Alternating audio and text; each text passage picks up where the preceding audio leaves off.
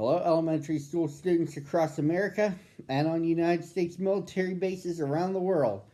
This is Michael T. Mondak Reads. I'm the eponymous Michael T. Mondak, and I'm back with you on this Thursday, reading one picture or book virtually to you, your parents, and your teachers. But I can't do it without a preview as to what I'll be reading. Here it is for this Thursday. By the end of the week, we'll have already celebrated Earth Day.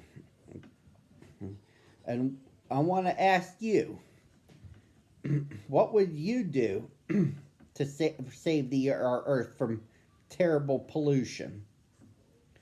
The Berenstain Bears have to answer this and many other difficult questions in a storyline written by Stan and Jan Berenstain titled, "The Berenstain Bears Don't Pollute Anymore."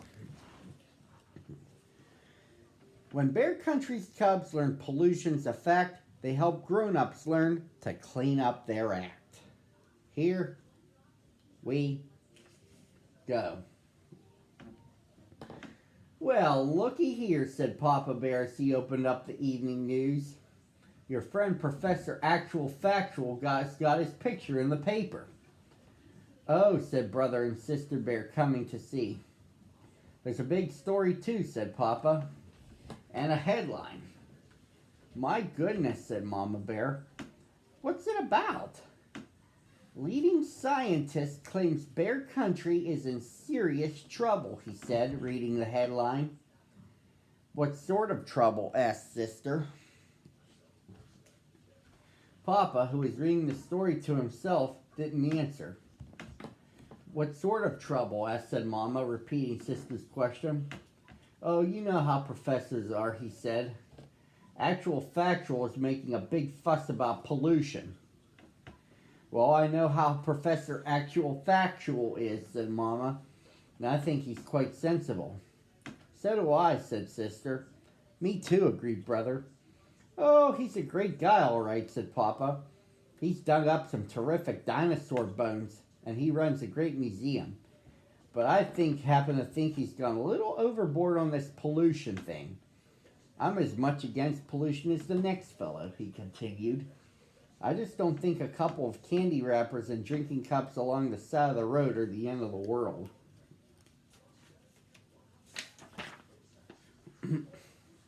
"Besides, Bear Country is in great shape. Come on, I'll show you." He opened the door and led the family out onto the front stoop. "You see, Bear Country is not only in good shape, it's downright beautiful. The rolling hills, the forests, the lakes and streams, and just look at that sunset." "It's beautiful, all right," agreed Brother. "But our science book says that some of those colors are caused by chemicals in the air that shouldn't be there." "Piffle," said Papa. "Say, aren't you two supposed to be doing homework?" Sister, who had just about completed her homework, finished quickly, but Brother Bear was stuck. Teacher Bob had asked him to do a report on endangered species. The books he had taken out of the school library weren't very helpful. Of course, the kind of shape Bear Country he was in wasn't as simple as Papa made it seem. How Bear Country looked depended on your point of view. It looked fine from the Bear family's front stoop. It looked even better if you had a bird's eye view while flying high above the earth.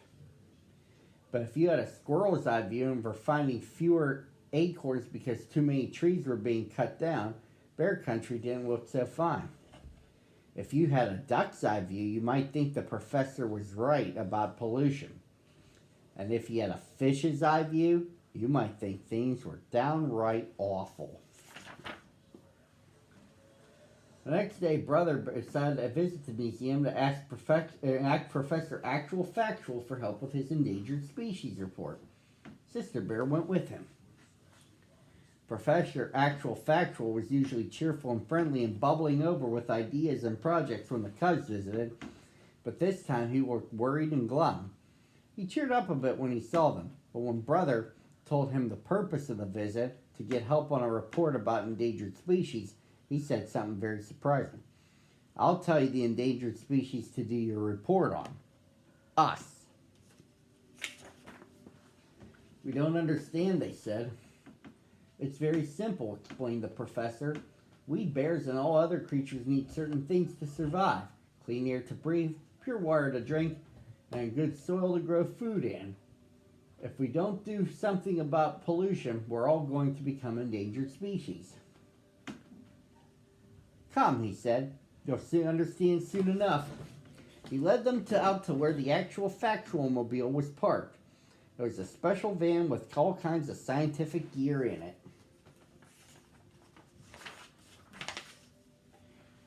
Then the professor took brother and sister on a bear country tour they wouldn't soon forget. They went past Grizzly Gus's garage where they saw oil leaking into a stream, getting on a duck and killing some fish. They went past the old box factory where they saw ugly black smoke pouring into the air.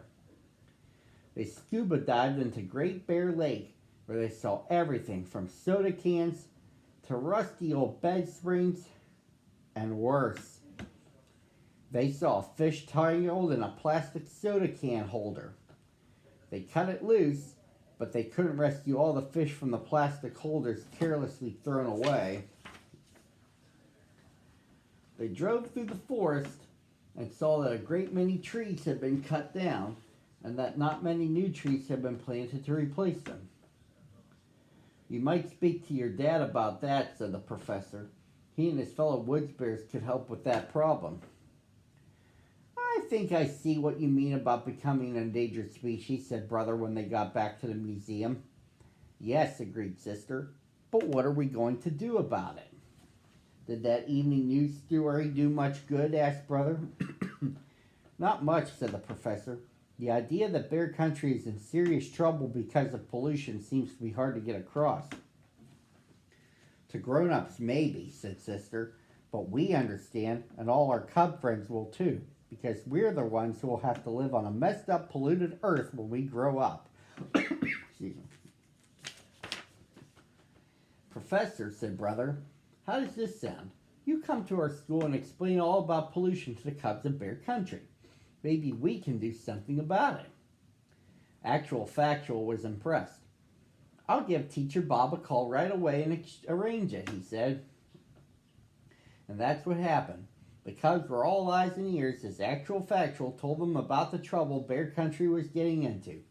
First, he taught them 3 important new words: ecology, conservation, and recycle. The way the professor explained it, ecology means how all the creatures, the plants, and the earth itself work together. Conservation means not wasting the valuable things of the earth, like water, oil, wood, and metal. And recycle means finding ways to use some of those valuable things over and over. The cubs learned quite a lot from Actual Factual, and they had some ideas of their own too. How about a recycling program, suggested one cub. Maybe for newspapers to start, added another. Then if it works, for cans and bottles too. Tim Honeypot said he talked to his dad, Mayor Honeypot, about it. Brother Bear remembered Grizzly Gus's garage. You shouldn't be allowed to spill oil in the streams and kill fish, he said. Babs Bruno, whose dad was the chief of police, said, I'll talk to my dad. If there isn't a law against it, there ought to be. Even Too Tall helped with an idea. My uncle owns the Super Duper Market. He could put in a bag return plan for reusing bags. Excellent suggestion, said the professor. And if some folks don't want to cooperate, added Too Tall, me and the gang can lean on them a little. Well, the bag return is fine, Too Tall, said Teacher Bob, but no cleaning. Cousin Freddie had the best idea of all. Let's start a club to stop pollution and call it the Earth Savers Club. We'll make posters and bumper stickers and have cleanups and marches and parades. But there was still the problem of Papa and his fellow woods bears. That evening, brother and sister told Mama and Papa about the Earth Savers Club and all the plans for stopping pollution. Mama was very impressed. Papa was too. As I said before, I'm just as much against pollution as the next fellow. But when the Cubs asked him to be sure that he and his fellow woods bears planted a new tree for every one they cut down, he got a little grumpy. Humph, he grumped. It's hard enough to cut trees down without having to plant them as well. Besides, what's the fuss all about? They're just trees. My dear, said Mama, the Cubs are right. The forest is a living thing and deserves respect. Papa was about to say piffle, but he thought better of it. The problem of conserving the forest must have been on his mind, because that night he had a dream. In the dream, he was walking toward the forest to cut wood, when the trees began to sway and wave their branches. Then the branches turned into reaching, grasping arms. Then the trees climbed out of the earth on their roots and chased him. Help! Cried terrified Papa in his sleep. The trees! They're after me! He woke up in a cold sweat. Having a nightmare? Asked Mama. It might have been something I ate, he said. Or something you heard, perhaps, she said. About trees? Piffle, he said, and turned over to try to go back to sleep. But it wasn't going to be easy. The Cubs didn't expect to solve all of Bear Country's pollution problems, but the Earth Savers Club made a very good start. The mayor declared a special holiday called Earth Savers Day, and the Cubs had a big parade. Brother and sister marched at the head with Professor Actual Factual.